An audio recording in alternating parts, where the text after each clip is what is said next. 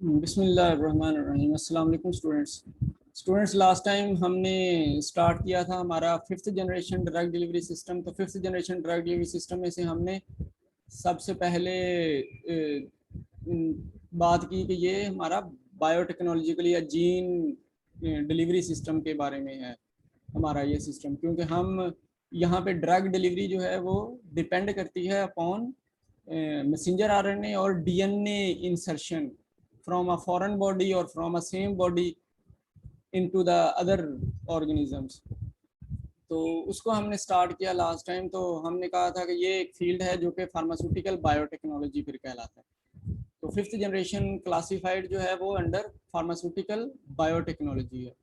तो बायोटेक्नोलॉजी में हमने ये डिस्कस किया था लास्ट टाइम के बायो जो है वो लिविंग ऑर्गेनिज्म से रेलिवेंट है और टेक्नोलॉजी जो है वो यूज ऑफ टेक्निक्स है। अगर हम कोई टेक्निक को यूज़ करके लिविंग ऑर्गेनिजम्स को मॉडिफाई कर दें, लिविंग ऑर्गेनिजम्स में कोई चेंज ले आएँ, तो ये बायोटेक्नोलॉजी है। और फार्मास्यूटिकल बायोटेक्नोलॉजी इसको इसलिए कहेंगे कि अगर हम लिविंग ऑर्गेनिज्म को यूज़ करते हुए कोई चेंज, कोई टेक्नोलॉजी अडॉप्ट करें लिविंग ऑर्गेनिज्म के ज़रिए और उससे हम कोई ऐसी प्रोडक्ट बनाएं जो प्रोडक्ट फिर पर्पस के लिए हो, एज अ ड्रग पर्पस के लिए हो, या वो ट्रीटमेंट के पर्पस के लिए हो, प्रिवेंशन के पर्पस के लिए, तो वो फार्मास्यूटिकल टेक्नोलॉजी है। इसको हमने लास्टली दो क्लासेस में क्लासिफाई भी किया था कि मेनली हम इनको दो क्लासेस में क्लासिफाई करते हैं। एक बायोलॉजिक्स कहलाती हैं जो कि ब्लड ड्राइव्ड प्रोडक्ट्स हैं, और ये टॉक्सिन्स, एलर्जेंस और वैक्सीन इसमें शामिल हैं। और दूसरी हमने कहा था बायोफार्मास्यूटिकल्स हैं, ये फिर थेरापेटिक प्रोटीन है, ये ब्लड ड्राइव्ड नहीं है, ये थेरापेटिक प्रोटीन्स हैं।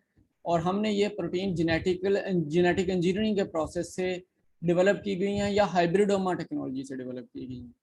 तो या हाइब्रिडोमा या जेनेटिक इंजीनियरिंग, हम ये दोनों डिस्कस करेंगे डिटेल में जब हम ये पूरा प्रोसेस डिस्कस करेंगे। पहले हम जेनेटिक इंजीनियरिंग और फिर हम हाइब्रिडोमा टेक्नोलॉजी। तो ये जो सारी हमारी बायोफार्मास्यूटिकल्स हैं, ये या तो फिर डीएनए बेस्ड हैं या आरएनए बेस्ड हैं, तो या फिर पूरे सेल के बेस्ड के ऊपर भी हैं। तो जिसको हम फिर deoxy ribo nucleic acid based product कहते हैं, या ribo nucleic acid based product कहते हैं, या होल सेल बेस्ड प्रोडक्ट कहते हैं। अगर हम इसको स्टार्ट करें जस्ट के ये क्या है, हम इसका थोड़ा सा ओवरव्यू लें, तो हमने कहा है कि कोई भी जो लिविंग सेल है, उस लिविंग सेल में साइटोप्लाज्मिक मेम्ब्रेन होगी उसके बाहर, और उसके अंदर जो है वो साइटोप्लाज्म होगा। साइटोप्लाज्म में डिफरेंट ऑर्गेनेलीज होंगे, ऑर्गन्स होंगे, ऑर्गेनेलीज होंगे, और उसके अंदर एक न्यूक्लियस होगा। न्यूक्लियस के अंदर एक जेनेटिक इन्फॉर्मेशन होगी, वो जेनेटिक इन्फॉर्मेशन जो है वो न्यूक्लिक एसिड होगा, यानी कि वो डीएनए होगा या फिर आरएनए होगा। आरएनए जो कि प्रोटीन बनाता है और डीएनए जो कि हेरिडिटी है, वो हेरिडिटरी इंफॉर्मेशन आगे कैरी करता है। ये जो डीएनए या आरएनए है ये बना हुआ होता है न्यूक्लियोटाइड्स की बेसिस के। तो न्यूक्लियोटाइड जो है वो नाइट्रोजनियस बेस है, या प्यूरिन जो कि डबल रिंग्ड होती है, या पिरिमिडीन जो कि सिंगल रिंग्ड होती है, इनके ऊपर बेस्ड होता है। इन दोनों का आपस में हाइड्रोजन बॉन्ड होता है, और हाइड्रोजन बॉन्ड फिर आगे जो लिंक होता है हर बेस के साथ एक राइबोज शुगर या डीऑक्सी राइबोज शुगर, और उसके साथ फिर एक फास्फोरिक एसिड। तो इनका लिंकेज होता है, ये लिंकेज फिर आपस में मिलके बन जाता है।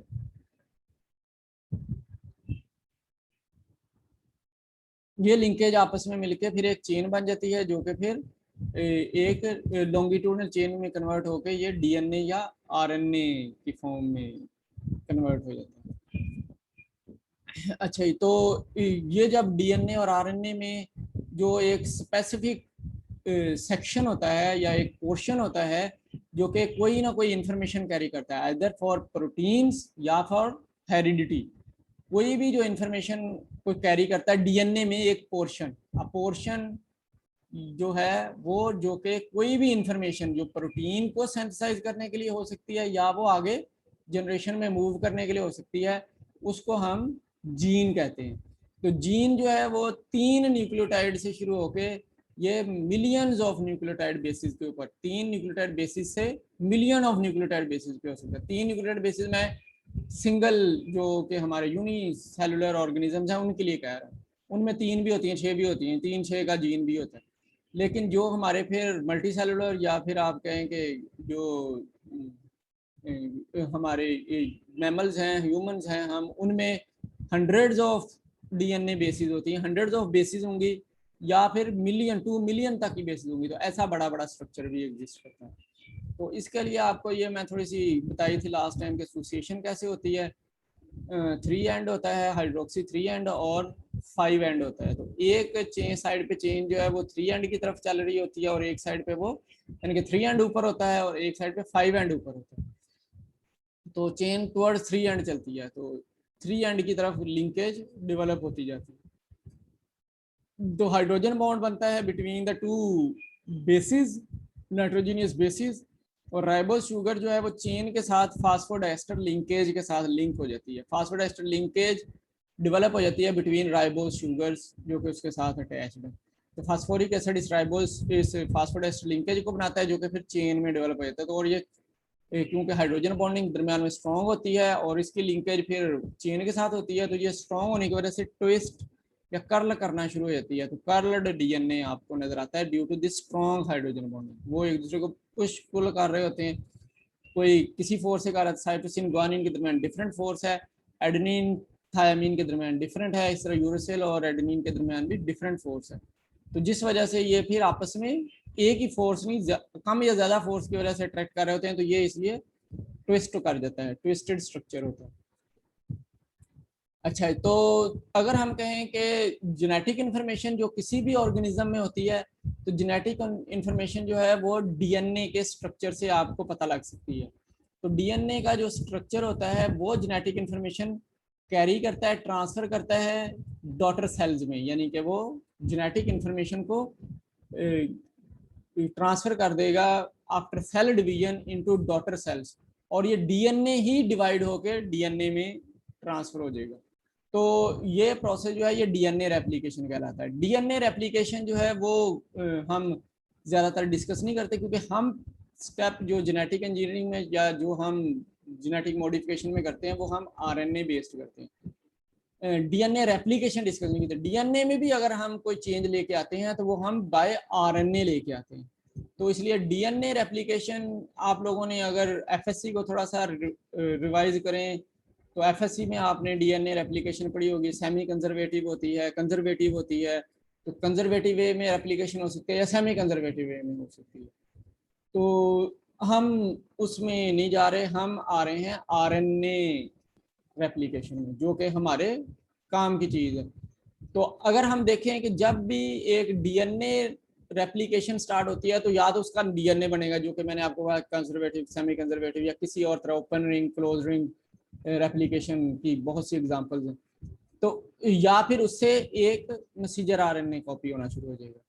तो अगर एक डीएनए की रेप्लिकेशन के प्रोसेस में आरएनए पॉलीमरेज एंजाइम आ जाए तो आरएनए पॉलीमरेज फिर डीएनए से एक कॉपी बनाना शुरू करेगा जो कि कॉपी ऑफ आरएनए होगी, और इस कॉपी को हम मैसेंजर आरएनए कहते हैं। तो मैसेंजर आरएनए जो बनता है वो आरएनए पॉलीमरेज में से एक एंजाइम है जिसको हम ट्रांसक्रिप्टेज कहते हैं। जब ट्रांसक्रिप्टेज एंजाइम आरएनए पॉलीमरेज का ये एंजाइम है वो एंजाइम आता है तो उस वक्त डीएनए से आरएनए बनेगा। अगर ट्रांसक्रिप्टेज नहीं है, डीएनए पॉलीमरेज है, तो डीएनए पॉलीमरेज जो है वो फिर उसकी कॉपी डीएनए में कन्वर्ट करेगा। ये आरएनए पॉलीमरेज है तो इसमें से ट्रांसक्रिप्टेज एंजाइम डीएनए को मैसेंजर आरएनए में कन्वर्ट करेगा। तो डीएनए की मैसेंजर आरएनए में कन्वर्जन होगी in the presence of transcriptase enzyme. तो इस एंजाइम की वजह से हम इस प्रोसेस को जिसमें डीएनए मैसेंजर आरएनए में कन्वर्ट हो जाता है हम इसको ट्रांसक्रिप्शन कहते हैं। तो ऑलवेज जो है इंफॉर्मेशन कॉपी होगी वो एटलीस्ट 3 न्यूक्लियोटाइड की बेसिस के ऊपर कॉपी होगी, 3 से कम की कॉपी नहीं हो सकती। तो 3 न्यूक्लियोटाइड, ट्रिपलेट ऑफ न्यूक्लियोटाइड जो है वो मैसेंजर आरएनए को कोड कर सकते हैं, इसी तरह वो डीएनए को भी कोड कर सकते हैं। तो कोई भी 3 एटलीस्ट 3 अमाइनो एसिड रिक्वायर्ड हैं, 3 एक्चुअली न्यूक्लियोटाइड रिक्वायर्ड हैं जो कि मैसेंजर आरएनए को कोड करेंगे। और ये जो ट्रिपलेट ऑफ न्यूक्लियोटाइड कोड करता है मैसेंजर आरएनए को, इसको हम कोडोन कहते हैं। The first copy of DNA into messenger RNA is known as codon. और ये एटलीस्ट 3 न्यूक्लियोटाइड का होता है या मल्टीपल ऑफ 3 न्यूक्लियोटाइड का होता है। क्योंकि 3 न्यूक्लियोटाइड से हम कहते हैं कि ये एक स्पेसिफिक अमाइनो एसिड बनता है। तो ये एक अमाइनो एसिड का या मल्टीपल अमाइनो एसिड का कोड हो सकता है। तो एक अमाइनो एसिड से प्रोटीन बनेगी या फिर वो मल्टीपल अमाइनो एसिड्स के मिलने से एक प्रोटीन बनेगी। तो इंफॉर्मेशन जो कॉपी होगी from DNA to messenger RNA वो कोडोन कहलाएगी। अब ये मैसेंजर आरएनए जो है ये फिर आगे प्रोसेस में जाएगा, जिसमें मैसेंजर आरएनए राइबोसोम के ऊपर जाएगा और राइबोसोम के ऊपर जाके ये अटैच करेगा। तो वो फिर राइबोसोम में ये मैसेंजर आरएनए प्रोटीन डेवलप करेगा, प्रोटीन में कन्वर्ट हो जाएगा, कन्वर्ज कर देगा प्रोटीन में। तो ये प्रोसेस ट्रांसलेशन कहलाता है। तो ट्रांसलेशन के प्रोसेस में, ट्रांसक्रिप्शन के प्रोसेस में मैसेंजर आरएनए बनेगा और मैसेंजर आरएनए फिर राइबोसोम के ऊपर जाएगा और वो मैसेंजर आरएनए मॉलिक्यूल जो है वो राइबोसोम के अंदर इंफॉर्मेशन ट्रांसफर करते हुए वो प्रोटीन में कन्वर्ट कर देगा। तो ये जो प्रोसेस है इसको हम ट्रांसलेशन कहते हैं। तो अगर हम यूकैरियोट्स की बात करें, जो कि हम कहते हैं कि हमारे मल्टीसेलुलर ऑर्गेनिजम्स हैं, तो उनमें मैसेंजर आरएनए जो है वो एक्चुअली फिर न्यूक्लियस से बाहर आ जाते हैं, क्योंकि ribosome is not the part of a nucleus. Ribosomes जो हैं वो पार्ट ऑफ साइटोप्लाज्म होते हैं सेल में। तो यूकैरियोट्स जितने भी हैं इनमें कॉपी जो बनेगी वो न्यूक्लियस के अंदर ही बनेगी। ट्रांसक्रिप्शन के प्रोसेस से जो डीएनए से मैसेंजर आरएनए बनेगा वो न्यूक्लियस के अंदर है और मैसेंजर आरएनए फिर डीएनए को लीव कर देता है, वो न्यूक्लियस को लीव कर देता है। न्यूक्लियस को लीव करके वो साइटोप्लाज्म में आ जाता है, जहां पे उसको फिर राइबोसोम के ऊपर अटैच कर देता है, राइबोसोम के ऊपर लग जाता है। लेकिन प्रोकैरियोट्स में क्योंकि न्यूक्लियस ही नहीं होता, तो इसलिए वो जब डीएनए ही साइटोप्लाज्म के अंदर एग्जिस्ट करता है, तो फिर जो मैसेंजर आरएनए जो है वो जैसे ही अभी ट्रांसक्रिप्शन के प्रोसेस में होता है उसी वक्त वो राइबोसोम के ऊपर भी आ जाता है, यानी कि मैच्योर होने की उसमें कोई कैपेबिलिटी नहीं होती। तो इसलिए स्मॉलर 3 न्यूक्लियोटाइड की कॉपी होती है, इमीडिएटली वो राइबोसोम के ऊपर प्रोटीन बनना शुरू हो जाती है। तो इसलिए यूकैरियोट्स में ये जरा मैच्योर मैसेंजर आरएनए जो कि न्यूक्लियस के अंदर मैच्योर हो जाता है और वो फिर साइटोप्लाज्म के अंदर मूव करता है। लेकिन प्रोकैरियोट्स में क्योंकि न्यूक्लियस ही नहीं होता, तो वो इमैच्योर ही राइबोसोम के ऊपर अटैच करके उसको ट्रांसक्रिप्शन और ट्रांसलेशन का प्रोसेस अडॉप्ट करना शुरू होता है। तो जब भी फिर ट्रांसलेशन का प्रोसेस शुरू होगा तो वो 5 end of the messenger RNA से शुरू होगा। मैसेंजर आरएनए का जो 5 एंड होगा और 3 एंड जो है वो डीएनए के साथ अटैच होगा। इन प्रोकैरियोट्स में अभी 3 एंड ऊपर ही होता है, ये 5 एंड से मैसेंजर आरएनए जुड़ना बनना शुरू होता है उसके सामने आके, और 3 एंड अभी जुड़ा होता है, 5 एंड थोड़ा सा बाहर जाता है तो वहाँ राइबोसोम के ऊपर लग जाता है। तो यहाँ पे ऐसे ही कंटिन्यूस ही बन सकती है, जैसे मैसेंजर आरएनए बताया जाता है कंटिन्यूस ही प्रोटीन वहाँ पे बनना शुरू होती है। तो ये थोड़ा सा डिफरेंस होता है यूकैरियोट्स में और प्रोकैरियोट्स में। तो प्रोकैरियोट्स क्योंकि डेवलप्ड नहीं है और उनका जो कह लें कि आप साइटोप्लाज्म और ये सारा न्यूक्लियस डेवलप नहीं होता, तो साइटोप्लाज्म में ही फिर प्रोसेस स्टार्ट होता है, जो कि यूकैरियोट्स में नहीं होता। अच्छा, अब हम जरा प्रोकैरियोट्स की बात करते हैं। तो प्रोकैरियोट्स में क्या हो रहा होता है, तो जो प्रोटीन सिंथेसिस का प्रोसेस है वो स्टार्ट होता है, जो हमने पीछे पढ़ा है कि वो फ्रॉम ट्रांसक्रिप्शन के प्रोसेस स्टार्ट होता है। अब प्रोटीन सिंथेसिस जो है वो ट्रांसलेशन का प्रोसेस कहलाता है। तो इसमें इन्वॉल्व जो होता है वो राइबोसोम होता है। तो राइबोसोम को अगर हम कहें तो राइबोसोम के 2 सब यूनिट्स होते हैं, एक 50S सब यूनिट होता है और एक 30S सब यूनिट होता है। तो 50S सब यूनिट बड़ा है और 30S सब यूनिट जरा स्मॉल है। तो ये सेपरेटली एग्जिस्ट करते हैं विद इन द साइटोप्लाज्म। ये सिर्फ उस वक्त ज्वाइन करते हैं जब मैसेंजर आरएनए मैसेंजर आरएनए आता है। मैसेंजर आरएनए 30 और 50S के दरमियान में आता है, तो ये आपस में अटैच करके एक कंबाइंड मॉलिक्यूल बनाना शुरू कर देते हैं। तो राइबोसोमल सब यूनिट जो है उनके अंदर फिर ट्रांसफर आरएनए होता है, उनके अंदर जो है वो राइबोसोमल आरएनए होता है। ये राइबोसोम के अंदर राइबोसोमल आरएनए भी होता है और ट्रांसफर आरएनए भी होता है। तो राइबोसोम एक्चुअली स्पेशलाइज्ड हैं फॉर स्पेसिफिकली राइबोसोमल आरएनए और फिर देन ट्रांसफर आरएनए। तो ये यहाँ से अंदर से मिलेंगे। तो जब एक मॉलिक्यूल आपस में अटैच होगा 30S का और 50S का bye attaching a messenger RNA in between them, तो उस वक्त फिर एक ट्रांसफर आरएनए जो है वो एक अडेप्टर मॉलिक्यूल जो है जब अटैच होने पे ही अडेप्टर मॉलिक्यूल जो है वो सबसे पहले बेस पेयर के ऊपर अटैच करना शुरू कर देगा, जो कि राइबोसोमल आरएनए उनको ट्रांसफर करेगा। यानी कि ट्रांसफर आरएनए राइबोसोमल आरएनए लेगा एक, और एक बेस पेयर जो है वो वहां पे उसके सामने लगाना शुरू कर देगा। अच्छा, तो ट्रांसफर मॉलिक्यूल जो है वो कह लें कि एक तरह का राइबोसोमल आरएनए और मैसेंजर आरएनए के दरमियान एक ब्रिज है।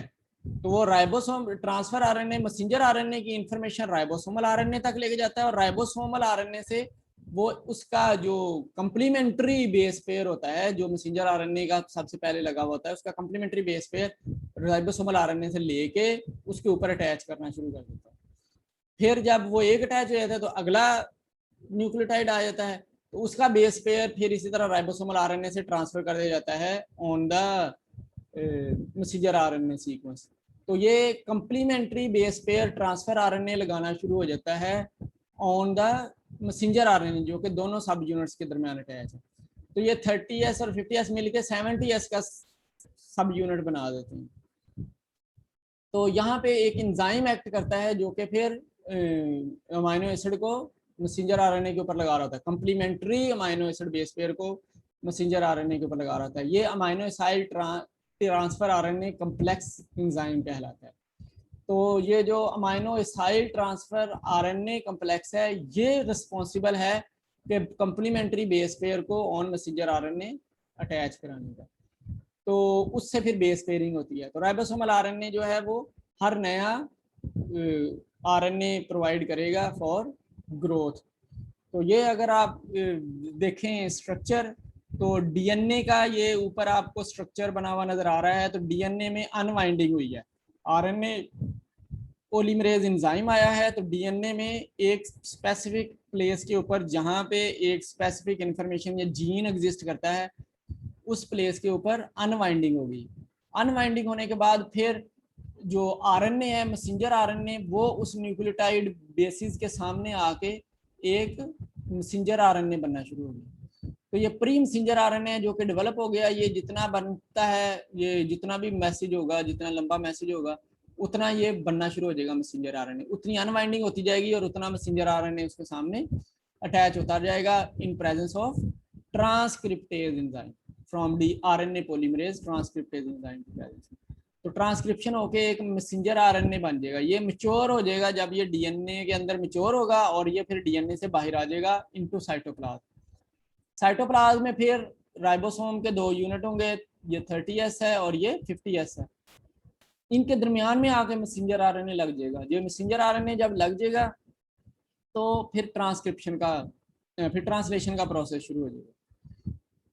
तो यहाँ पे जब मैसेंजर आरएनए यहाँ पे इसके साथ अटैच होगा, तो 5 एंड से यहाँ पे सबसे पहले यहाँ से अटैच हो जाएगा एक साइड, यानी कि ये तो अब जैसे पूरा स्ट्रक्चर बना है, तो ये एक साइड जो है वो यहाँ पे अटैच हो जाएगी। तो फिर राइबोसोमल आरएनए यहाँ पे उसके अगेंस्ट कंप्लीमेंट्री अमाइनो एसिड जो है वो सिलेक्ट कर लेगा, और ट्रांसफर आरएनए इधर मिस इन्फॉर्मेशन पर जाएगा, और यहाँ से फिर वो अपना न्यूक्लियोटाइड जो है वो ले आएगा, तो वो यहाँ पे लग गया ऐसे, फॉर एग्जाम्पल ये पहला लगा है, और फिर वो आगे मूव कर गई 3 की बेसिस की सीक्वेंस। आगे मूव करने से फिर अगला जो बेस पेयर है वो आ गया, यानी कि 3 से उसने एक अमाइनो एसिड उठाना है। तो 3 बेस पेयर्स का कंप्लीमेंट्री एक अमाइनो एसिड, फिर अगला अमाइनो एसिड, फिर अगला अमाइनो एसिड लगाना शुरू हो जाएगा। इस तरह से अमाइनो एसिड लगते जाएंगे तो एक प्रोटीन वहाँ पे डेवलप होती जाएगी। तो एक पॉलीपेप्टाइड जो कि प्रोटीन जिसको हम कहेंगे पॉलीपेप्टाइड मॉलिक्यूल बिल्डअप होना शुरू हो जाएगा। तो ये हमारा ट्रांसलेशन का प्रोसेस है। तो ट्रांसक्रिप्शन जिसमें डीएनए की अनवाइंडिंग हुई है in the presence of RNA polymerase, और अनवाइंडिंग में फिर उस जो अनवाइंडेड पोर्शन है उसके ऊपर आरएनए आना शुरू हो गया है। तो आरएनए ने ट्रांसक्रिप्टेज एंजाइम की वजह से आरएनए की एक सीक्वेंस बनना शुरू हो गई, ट्रांसक्रिप्शन हो गई है, और फिर वो डीएनए से बाहर आया, मैच्योर हुआ और राइबोसोम के ऊपर अटैच हुआ, और वहां से फिर ट्रांसलेशन का प्रोसेस स्टार्ट हो गया। अच्छा, इसको जरा थोड़ा सा डिटेल में देखते हैं। ये जो आपको पुराना पिछला था तो वो उसमें ये कैसे पॉलीपेप्टाइड बना है। तो पॉलीपेप्टाइड के लिए जैसे हम कहें कि एक ये सीक्वेंस है आपकी मैसेंजर आरएनए की, यानी कि cytosine cytosine, guanine, uracil uracil, adenine adenine, ऐसे। तो इनमें से एक तो बाइंडिंग साइट होगी और एक फिर स्टार्ट कोडॉन होगी। बाइंडिंग साइट जो है वो इसकी प्रमोटर कहलाती है। तो प्रमोटर अटैच होता है पहले, पहले प्रमोटर अटैच होगा, ये बाइंडिंग साइट होती है, तो वो बाइंड करता है दोनों राइबोसोमल यूनिट को। तो उससे आगे जो है वो पहला कोडोन जहां से इंफॉर्मेशन कॉपी होनी थी। फॉर एग्जांपल ये जो ए यू एडेनिन, यूरासिल और गुआनिन, ये हमारी स्टार्ट कोडोन है। तो और ये जो है ये हमारा स्मॉल सब यूनिट है, इधर लार्ज सब यूनिट है ऊपर और ये स्मॉल सब यूनिट है। इसके ऊपर इस तरह से बेस रखती है, यानी कि ये जैसे ये आपको नजर आ रही है, तो ये बेस पेयर नीचे को है और उसकी आपस में सीक्वेंस ऊपर की साइड पे है। अब ये सीक्वेंस नीचे की साइड पे है और बेस पेयर ऊपर को है, तो ये ऊपर वाले को दिखाया गया है जो कि स्मॉल सब यूनिट को, उसके साथ ऐसे आके जुड़ा है। और ये फिर लार्ज सब यूनिट के अंदर सारा काम हो रहा है। क्या हो रहा है कि ये स्टार्ट कोडोन जो 5 एंड यहाँ पे आया है, स्टार्ट कोडोन वो कॉपी होगी, ट्रांसफर आरएनए वो कॉपी करेगा, यानी कि वो उल्टी कॉपी करेगा, यानी कि वो कॉपी करेगा कि इसके लिए चाहिए यूरासिल और यूरासिल के सामने एडेनिन और गुआनिन के सामने साइटोसिन। तो वो कॉपी लेके जाएगा लार्ज सब यूनिट के अंदर। लार्ज सब यूनिट जो है वो उसके अगेंस्ट आपको एक राइबोसोम दे देगा, यानी कि वो ये जैसे मेथियोनिन आ गया इसके अगेंस्ट, तो वो ट्रांसफर आरएनए के ऊपर ये जो एंटीकोडोन बनेगी, एंटीकोडोन के अगेंस्ट ये राइबोसोमल आरएनए इसके ऊपर अटैच कर देगा एक अमाइनो एसिड। तो वो अमाइनो एसिड यहाँ पे आके लग जाएगी, यानी कि ये उसकी एंटीकोडोन लग जाएगी उसके ऊपर जो कि ट्रांसफर आरएनए की होगी, और उसके अगेंस्ट फिर ये जो मैच हुआ है ये राइबोसोमल आरएनए देगा उसके अगेंस्ट एक अमाइनो एसिड। वो अमाइनो एसिड पहला, जैसे जनरली पहला मैथोनिन आके लगता है तो वो मैथोनिन शुरू हो जाएगा। तो ये 3 एंड की तरफ फिर आगे ये वाला स्टार्ट कोडोन जो थी वो यहाँ पे थी, तो अब ये यहाँ से आगे मूव कर देगा, ये इतना यहाँ से आगे मूव है। स्टार्ट कोडोन जो है वो ये आ गई है जो कि यहाँ से शुरू हो रही है। अब ये साइटोसिन साइटोसिन गुआनिन है, अब ये इसके अगेंस्ट ट्रांसफर आरएनए का एंटीकोडोन बनेगा, यानी कि गुआनिन गुआनिन और साइटोसिन, और उसके अगेंस्ट फिर थायामीन आ जाएगा, यानी कि अगला अमाइनो एसिड आ जाएगा वो थायामीन है, वो इसके साथ तो मेथियोनिन थायामीन ये जुड़ना शुरू हो जाएंगे आपस में, तो ये जुड़ जुड़ के फिर एक पूरा प्रोटीन का स्ट्रक्चर बन जाएगा। तो इस तरह से ये इस प्रोसेस को हम आरएनए आरएनए पॉलीमराइजेशन कहते हैं, या फिर ये प्रोटीन सिंथेसिस कहलाती है। तो एक छोटा सा ओवरव्यू आपको ये देना था। अच्छा, इन्हीं में एक प्रोसेस होता है जिस प्रोसेस को हम, ये यूक्रियोट्स में नॉर्मली एक प्रोसेस होता है जिसको हम जीन स्प्लाइसिंग कहते हैं। प्रोक्रियोट्स में ये एग्जिस्ट नहीं करता, यानी कि प्रोक्रियोट्स से मुराद है हम बैक्टीरिया, वायरसेस, यीस्ट इनकी बात कर रहे हैं।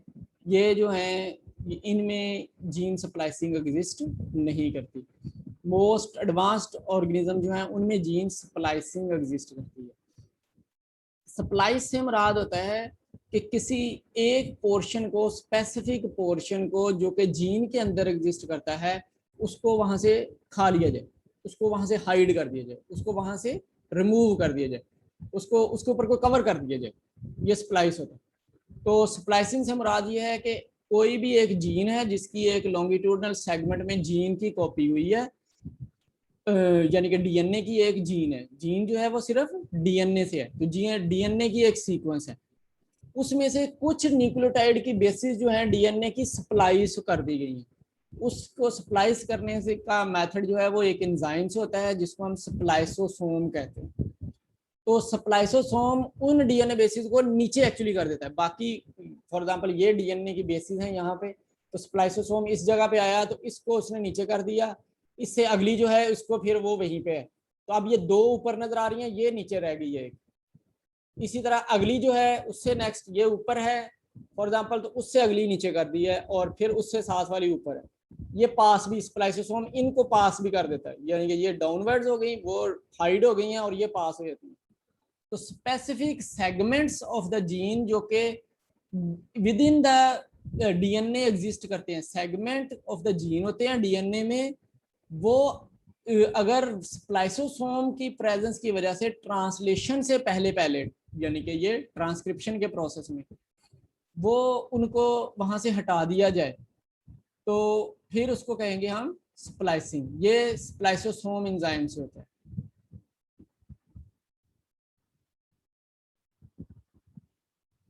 तो एक जीन के कुछ पार्ट्स को कोड ही ना करना, कोडोन में ही ना आना, यानी कि मैसेंजर आरएनए में ही उसका डेवलप ना होना, यानी कि पूरा जीन है फॉर एग्जांपल मैंने कहा वो 100 न्यूक्लियोटाइड 90 न्यूक्लियोटाइड बेसिस का है, तो उसमें से बहुत से सेगमेंट जो है वो डिक्रीज करके उसको सिर्फ 30 न्यूक्लियोटाइड बेसिस तक कर दिया गया है। अब जो कॉपी बनी है मैसेंजर आरएनए की वो सिर्फ 30 न्यूक्लियोटाइड बेसिस की है, तो जो रिमेनिंग 60 न्यूक्लियोटाइड बेसिस थी उनको एक्चुअली हाइड कर दिया गया फ्रॉम द जीन। तो इस प्रोसेस को अडॉप्ट किया है स्प्लाइसोसोम एंजाइम ने। तो अगर कोई सेगमेंट ऑफ द जीन जो कि सिचुएटेड है बिटवीन द जीन उसको हाइड कर दिया जाए बाय स्प्लाइसोसोम, तो वो उस पोर्शन को हम एक्सोन ऑफ द जीन कहते हैं। ये एक्सोन्स हैं, वो सेगमेंट ऑफ द जीन, यानी कि वो segment of the gene exons हैं, और जो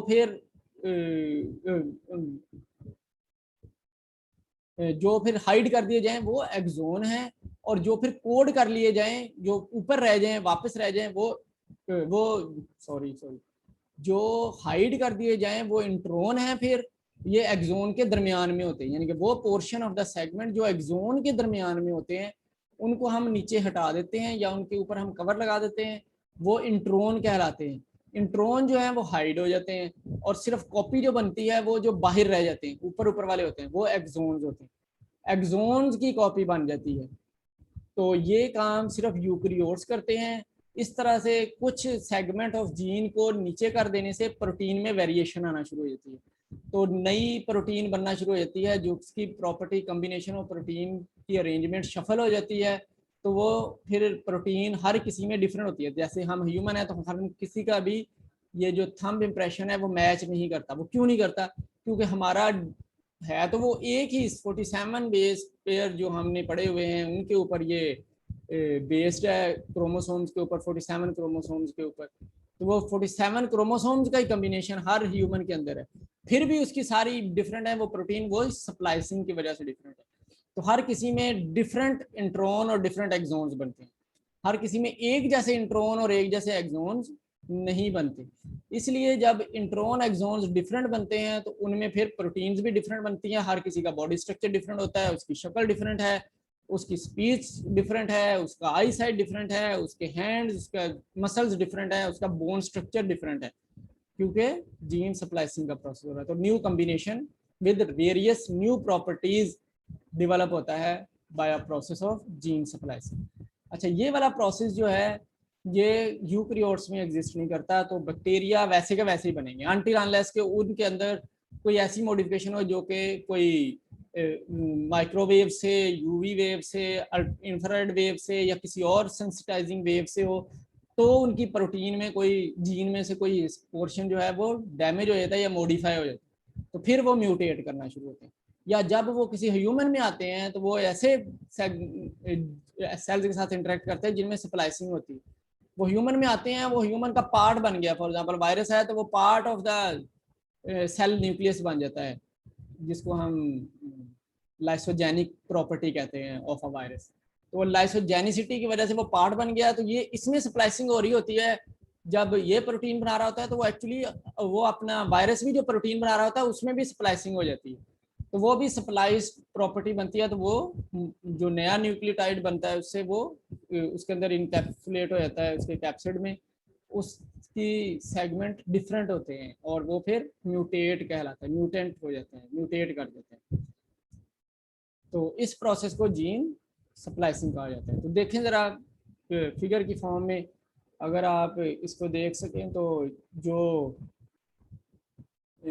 एक आपको पोर्शन जो दिखाया गया है वो ब्लैक या ग्रे कह लें इसको, एक आपको ग्रीन और एक आपको पर्पल ज़रा दिखाया गया है। तो डीएनए में ये जीन है सारे का सारा, जिसमें ये ब्लैक इधर भी है इधर भी है, तो ये कॉपी हो गया है फॉर एग्जांपल। उसके बाद ये एक्सोन है, ये वाला पोर्शन ऊपर रह गया है, एक्सोन इस तरह से ऊपर उठा दिए जाते हैं, या फिर कह लें कि अगर हम इसको उल्टा करें तो ये इंट्रोन जो है इस तरह से नीचे कर दिए जाते हैं, एक्सोन ऊपर रह जाते हैं, इंट्रोन जो है ऐसे नीचे कर दिए जाते हैं, और ये फिर आपस में कंबाइन कर जाते हैं, आपस में अटैच हो जाते हैं।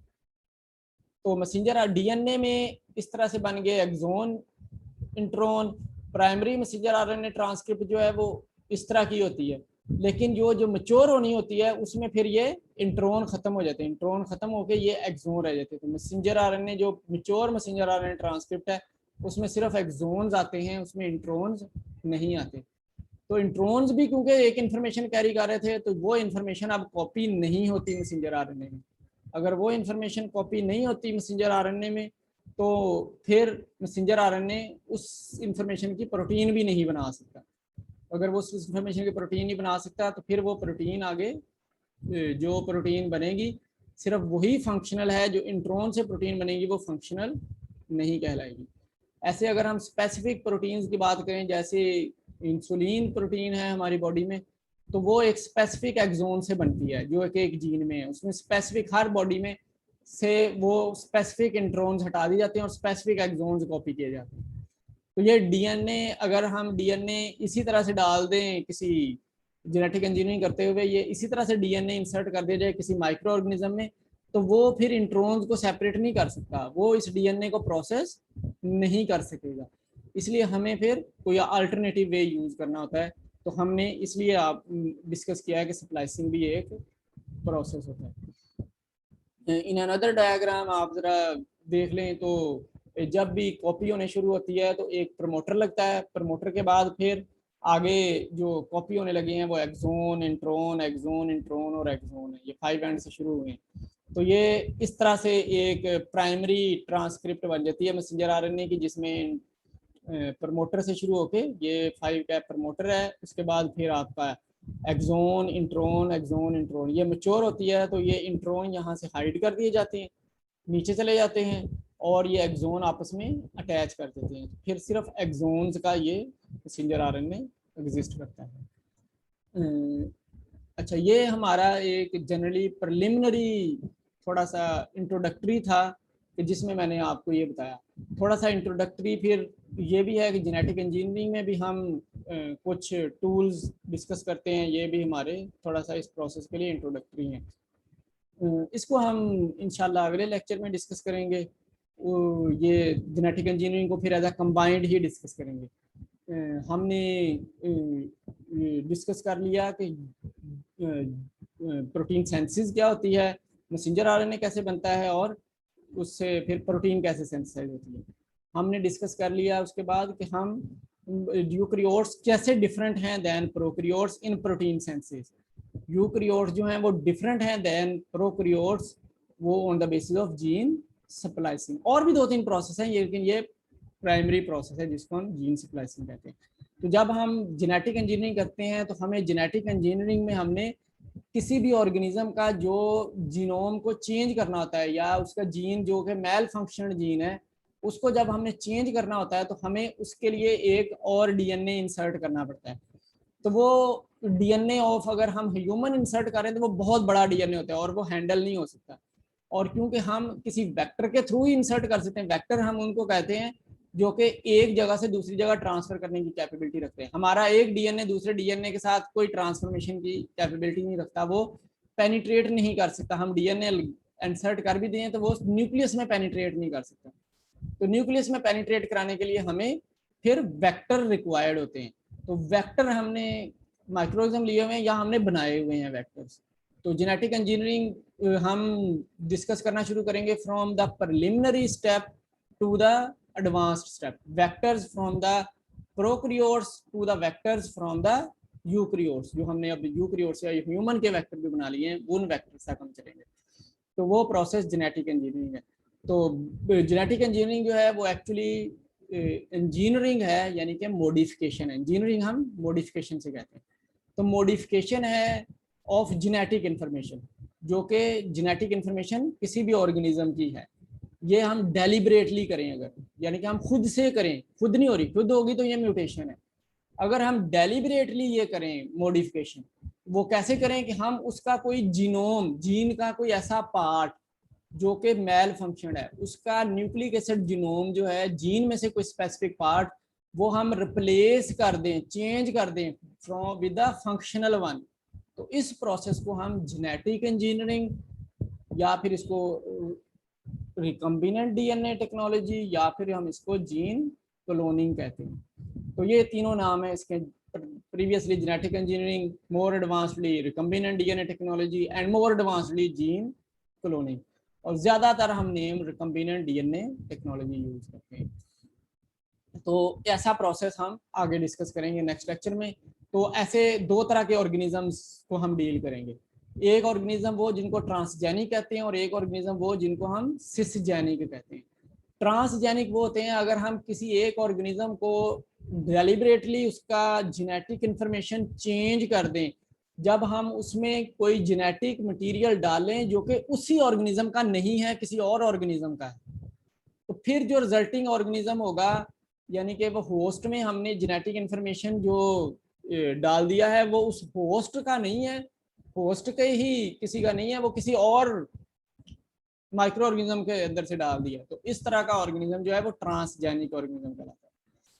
तो यानी कि ये होस्ट और रिसिपिएंट दो अलग-अलग का जेनेटिक इंफॉर्मेशन आपस में मिल जाता है, जैसे वायरस का विद ह्यूमन मिल गया है तो जो एक उनका स्ट्रक्चर कंबाइंड बन जाएगा, ये ट्रांसजेनिक ऑर्गेनिज्म होगा। फिर सिसजेनिक होता है कि अगर जेनेटिक मटेरियल हम सेम स्पीशी का जो कि नेचुरली आपस में ब्रीड कर सकते हैं, ह्यूमन के साथ ब्रीड कर सकते हैं, जो एनिमल्स कह लें, बर्ड्स कह लें, ये आपस में ब्रीड कर सकते हैं, प्लांट्स आपस में ब्रीड कर सकते हैं, माइक्रोजम आपस में ब्रीड कर सकते हैं। तो जो स्पीशीज नेचुरली आपस में ब्रीड कर सकती हैं, उनका अगर मटीरियल हम एक में से लें, होस्ट में से एक रिसिपिएंट के अंदर इंसर्ट कर दें, तो फिर जो ऑर्गेनिज्म बनेगा उससे वो उसको हम सिसजेनिक ऑर्गेनिज्म कहेंगे। तो दोनों तरह के ऑर्गेनिज्म जेनेटिक इंजीनियरिंग में पॉसिबल है, हम बनाएंगे, हम डील करेंगे जब हम इस प्रोसेस को पढ़ेंगे। तो हम सिसजेनिक भी बनाएंगे, हम ट्रांसजेनिक भी बनाएंगे। तो ट्रांसजेनिक में डिफरेंट है, ट्रांसजेनिक हम कहेंगे जब दो डिफरेंट हमने स्पीशीज को आपस में ऐड करके एक नई स्पीशी बना दी है, तो डिफरेंट स्पीशीज को आपस में बना के ऐड करके एक ऑर्गेनिज्म बन गया पूरा, तो वो ट्रांसजेनिक होगा। जैसे डंकी और हॉर्स के कॉम्बिनेशन से भी एक ऑर्गेनिज्म हमने बनाया हुआ, ऐसा ऑर्गेनिज्म ट्रांसजेनिक कहलाता है। और सिसजेनिक वो कि एक ही जैसे के हाइब्रिड से वो डेवलप हो जाए, तो ऐसा हाइब्रिड सिसजेनिक ऑर्गेनिज्म कहलाता है। तो अच्छा, यहीं से फिर इंशाल्लाह बच्चों फिर शुरू करेंगे, तो तब तक के लिए अल्लाह हाफिज़, दुआ में याद रखिएगा। इंशाल्लाह फिर नेक्स्ट वीक मुलाकात होगी आफ्टर मिड इंशाल्लाह। अल्लाह हाफिज़।